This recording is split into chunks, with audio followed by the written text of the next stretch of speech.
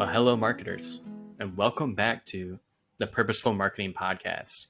Aaron Mary James here, back again with a very salient topic that people just can't stop talking about, and that is Chat GPT 3. So, if you haven't heard about it, and I'm so surprised if you haven't, let me kind of lay down the line for you about what we're about to discuss here is, again, Chat GPT 3, a product by OpenAI, is essentially, again, a AI interface to do many different things. For marketing, I think how we're going to talk about it is using Chat GPT 3 for content.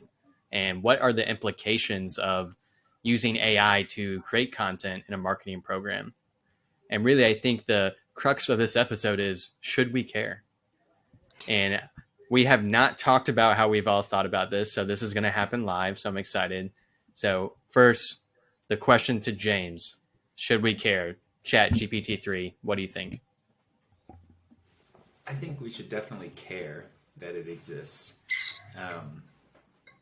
I think different people care at very different levels. I think that I don't pay a ton of attention to like software developments, and I don't use a lot of software to do my job. I don't also pay attention too much to like the current of conversation on social media about marketing. But I do remember getting on LinkedIn to post for a client and just seeing a bunch of people, like everyone had to defend like their job. It was like everyone had to get on and defend why like they were still necessary, even with Chat GPT. And obviously that was super overwrought. Like no one's losing their jobs. So like in that sense, should you care? Like, should you fear your job because of our AI overlords? I don't think so. No. But I think you should care because I think, how you respond to the access of a tool like this is one, indicative of how you feel about the job that you actually do and what your role actually is. And two, because we're talking about a tool that's the exact same for everyone. If you use a tool the same way as everyone else, and it's the same tool as everyone else, I just don't see, like, you need to understand that what you're participating in and what work you're doing. It's fine to do that. You just need to know that you're doing the same work as a million other people who are probably being paid less than you. So it's worth knowing that when you perform work at that level. Yeah, I think that's well said. And I'll pass it to you, Mary, and then I'll kind of sum up the two and give my thoughts. Yeah, so I was like super interested to hear James because I've been talking to some other writers at Gorilla, and they love it, love ChatGPT, not because, it's going to steal their job or whatever, but they've been saying it's been really good way to get out of writer's block. So if they're just like, hey, tell me a little bit about something, it's a way for them to like generate ideas. That's just kind of like my 2 cents in there because I have not played around with ChatGPT yet. I agree with James's perspective, and just like coloring it from another perspective is we're starting to work with a lot more like industry 4.0 clients. And one client I have is in the AI space, and it's the same in production lines. Like people are really worried that their jobs are going to get taken away in that respect too. And part of our job is very funny. It's just like very meta right now is like part of our job as the marketing team is to calm down these operators. Like AI is not taking your job. So like from a meta perspective, it's very funny to be talking about Chat GPT from a marketing perspective. Like, cause I believe that the same thing James says, like, it's not there to take your job. It's probably there to like replace like, the SERP page on Google, but that's about it. Or like Google's Ask Me Anything. But for now, it just seems to be like very repetitive information that you would go to Google for. This is great. Okay. So it seems like we have two ways to think about it is one, I want to tackle the outrage, which James is kind of discussing about. Will this impact me in my day-to-day job? And I think the second way to tackle it is like, again, how does this impact the marketing strategy? So the first one I will say, should you care? No. I think if you care about if this AI is going to replace your job right now, I think you're spending time and energy and effort on things where you could spend it elsewhere. I do want to carry this a little more, and then we'll talk about this one. Is generally as a copywriter in the past, and seeing how the general public was using ChatGPT to write copy, to me that was not impressive.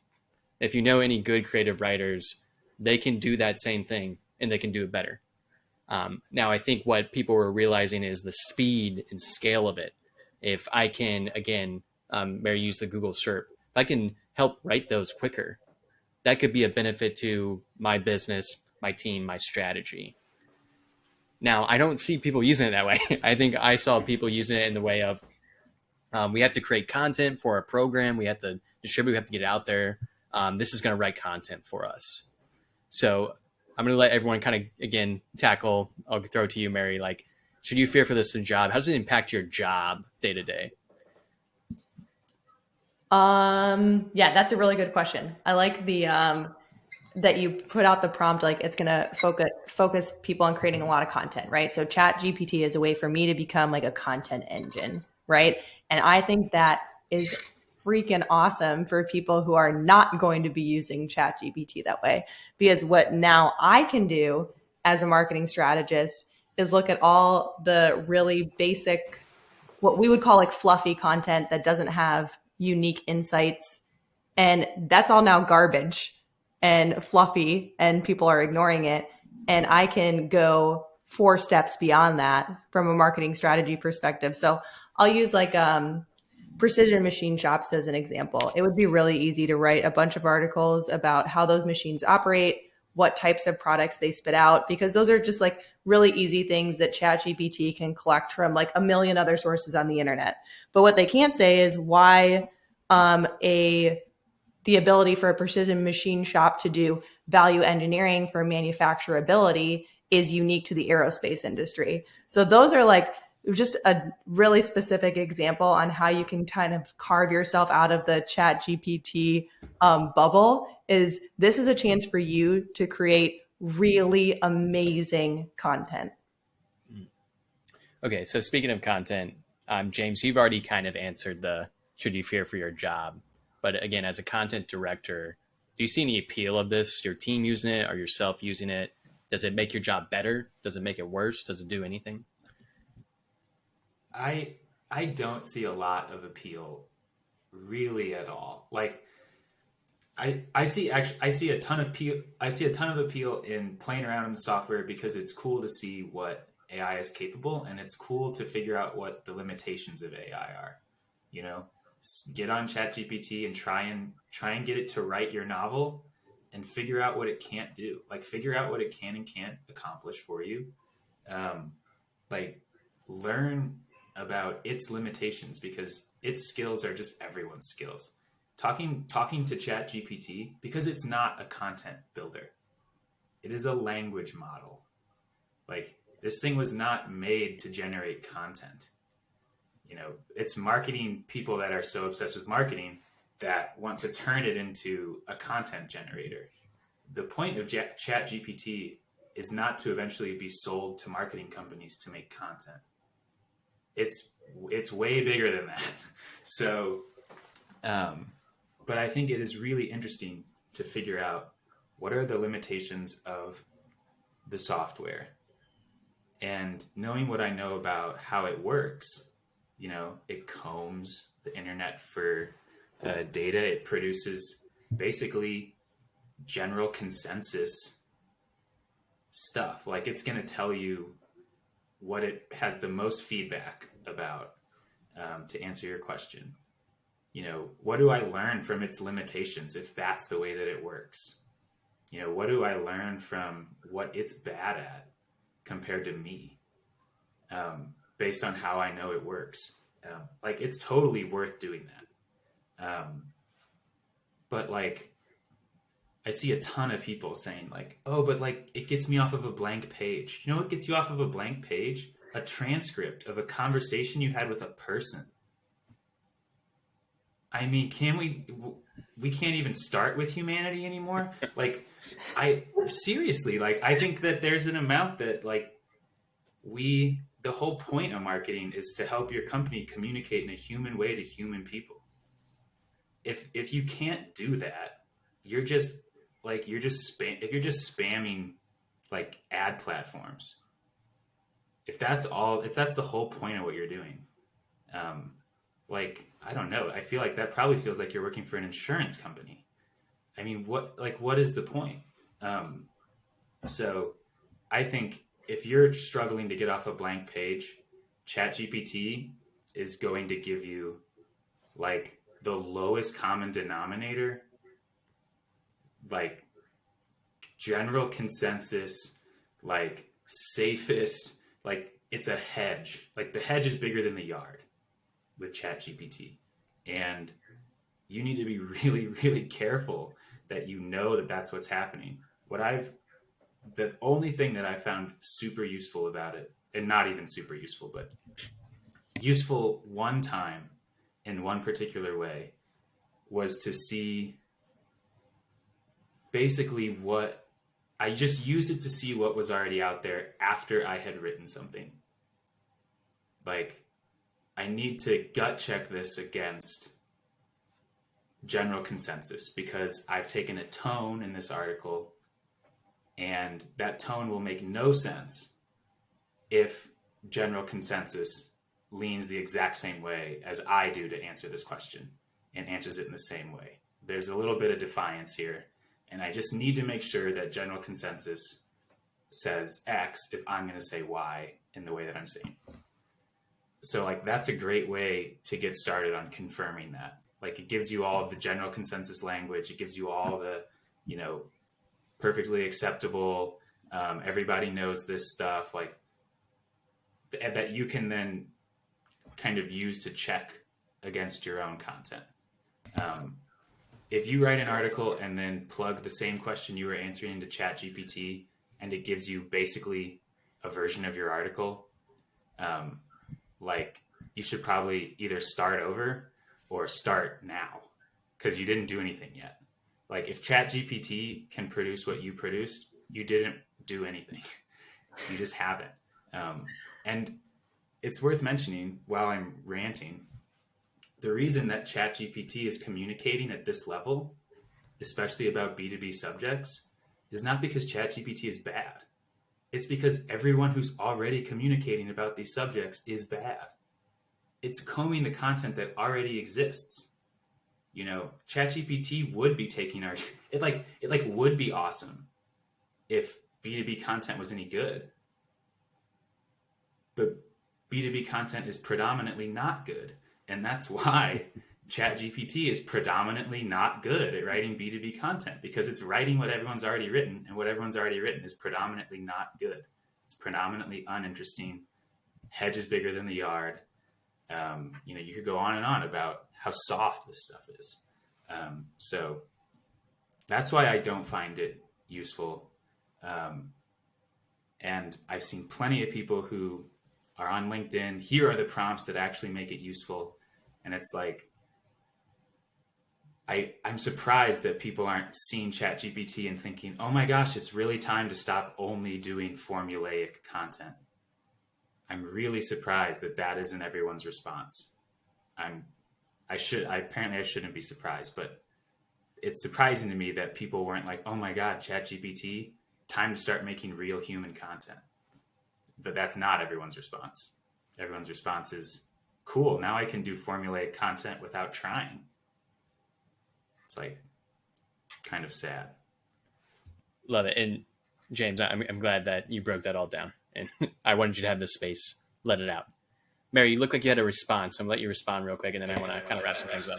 I had so many responses. I just loved that rant, James. It was fantastic. The best part was your point about tone and point of view. So ChatGPT is like one of the best ways that you can expose whether or not your content is taking on a unique tone or a unique point of view. That is so cool. And I totally agree. It's just like, it will expose you if you are writing formulaic content that is not meant to engage a human being. I loved it. I'm going to go back and re-listen to it after you guys post this. Heck yeah. Okay, so I think within James' discussion, like there's a why there, and that's the point of the show is why should we do marketing? It's to help humans. It's to help make their days and jobs and lives easier. And again, how I view Chat GPT is this is just another tool in the tool belt. I do think there's plenty of scenarios that you can utilize it to help your execution and make you better. I do personally have a scenario where, again, using a different analogy with I'm a chess player and I'm constantly playing against chess engines, AI chess engines all the time. It's made me a better chess player. There's certainly going to be scenarios where you use Chat GPT and it's going to make you a little bit better. But what it's not going to do is talk to your customers for you. And that's a theme we've talked about here with doing purposeful marketing, purposeful tactics, is if you're not talking to people, then you don't have the strategy there. You can't write human-to-human content.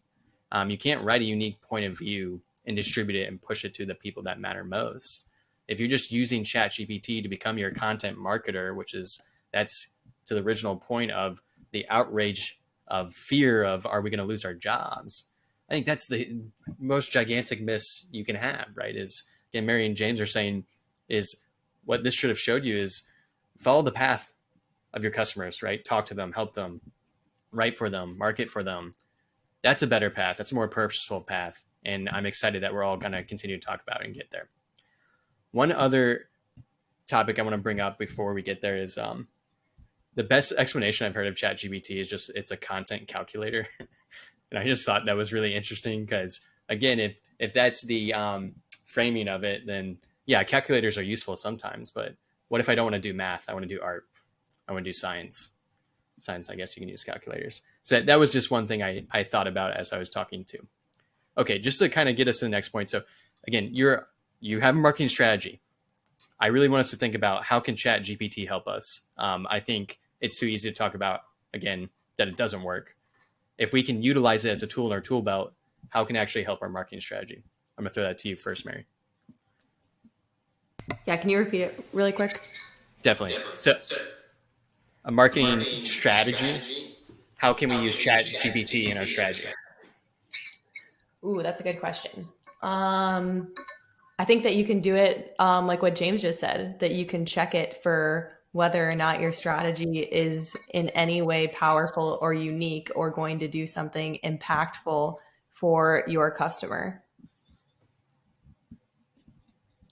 Like I just plugged in, this is just funny. I plugged in to ChatGPT while we were talking. How should I do B2B marketing? And it says that you should target specific industries or segments, build relationships with multiple decision makers, create valuable content, including white papers, case studies, and webinars, use digital marketing channels, participate in trade shows and industry events, leverage referral and word of mouth marketing, and measure and analyze your results.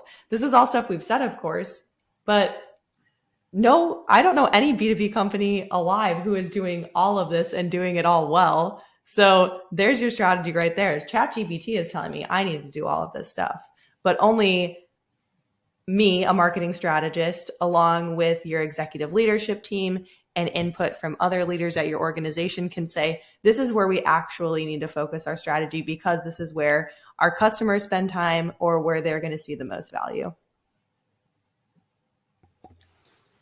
Yeah, that makes me think like I can see people asking ChatGPT questions like that. Like maybe not such big, like that's the kind of question that's like there's a lot of money behind that question. I can't see someone like trusting ChatGPT to answer a question that's that valuable. But I can see people asking ChatGPT questions like that. And I think that the key is like figuring out at some point, is ChatGPT helping me with like discernment? Like, is it helping me make like decisions that I believe in and trust. And maybe it is. Maybe it's not. Maybe it's just taking the burden off of you. And I think that there's an amount that like it could potentially be useful for research. I don't really know if it's 100% there yet. But this is again like this is a growing thing. You know, ChatGPT is not the end all be all language model. It's like version 5 of 100. I mean, there is going to be a lot of growth, and I think AI tools that replicate really search engines are fascinating for me because I'm thinking, how could it be useful for a marketing strategy? I need to figure out how to advertise on it. Like, like that's the question. It should replace Google. Google sucks now. Nobody really likes using Google anymore because it sucks. It doesn't answer any questions. It doesn't get me anywhere I need to go. The only place Google will take me is to a brand that I've searched directly. And it won't even do that because every other brand in the space has an ad up above it. So I think ChatGPT, that's who should be worried.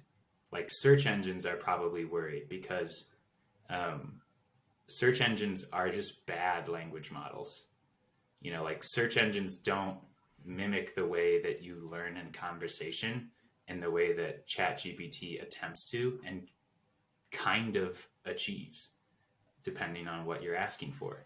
So I think that maybe how it changes strategy is it's important to think about how it could change the way your market uses the internet.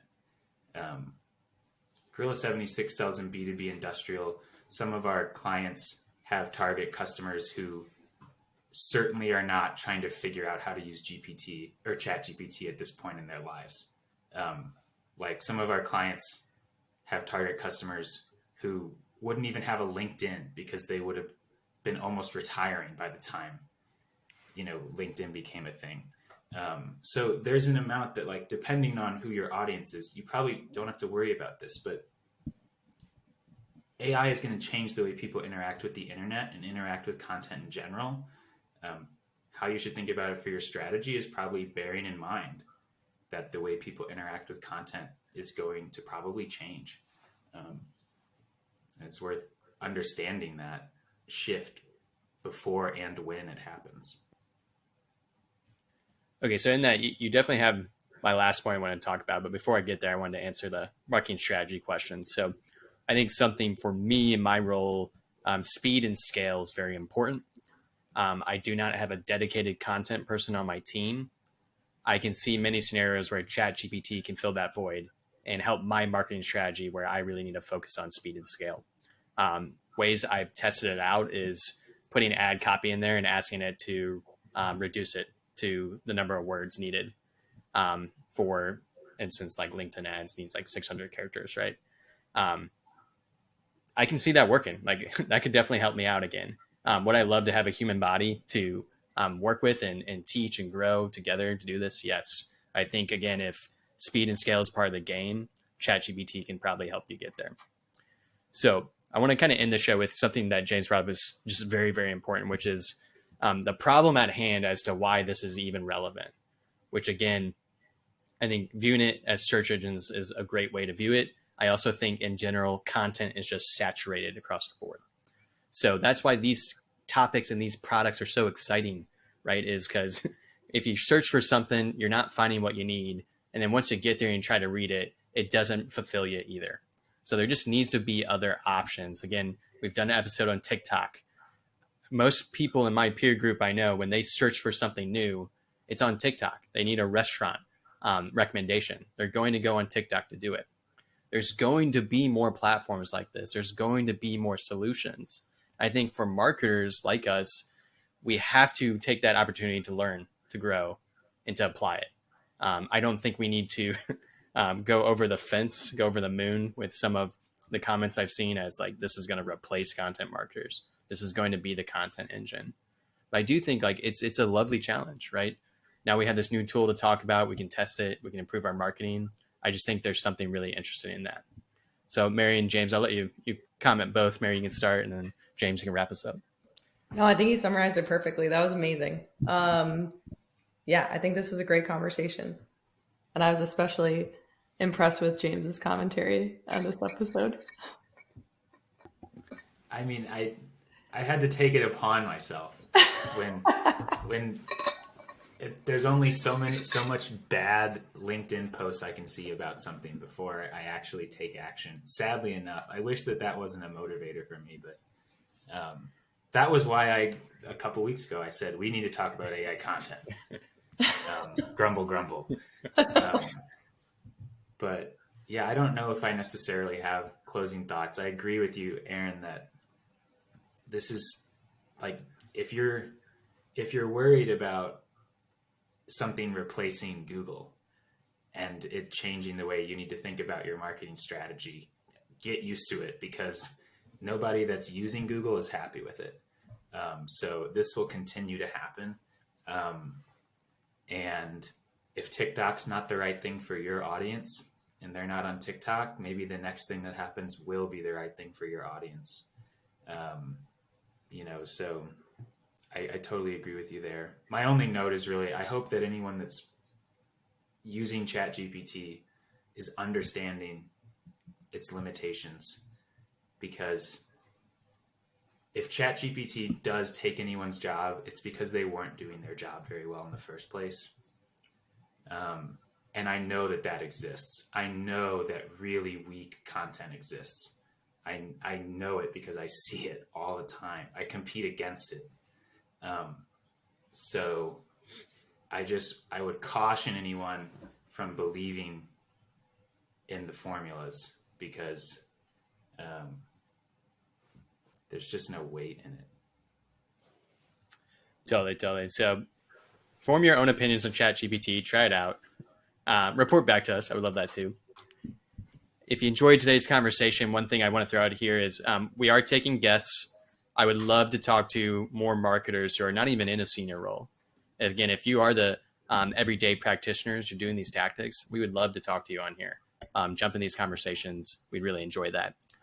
We are also taking senior guests. We're taking CMOs. Anyone who wants to join on here, we got some bites. So I'm happy to have these conversations. Look out for this episode on Spotify, Apple. I have them on YouTube now. We're getting there as well. And most importantly, enjoy yourself. Talk to some humans. And stay good. See you, everyone. Peace.